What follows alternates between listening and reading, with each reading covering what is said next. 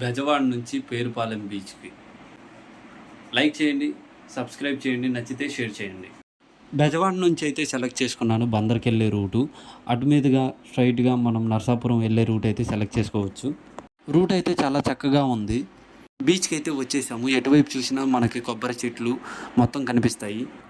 ఒకవైపు అయితే బీచ్ ఉంది, మరోవైపు అయితే బీచ్కి పక్కనే రోడ్డు, దాని పక్కనే మీకు ఎటు చూసినా కొబ్బరి చెట్లు ఉంటాయి.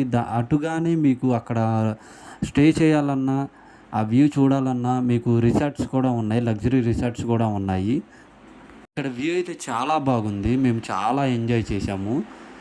బైకుల మీద మేము వాటర్లో బైక్ స్టంట్ చేయాలన్నా, పిల్లలు అక్కడ ఆడుకోవాలన్నా చాలా బాగా ఎంజాయ్ చేసాం.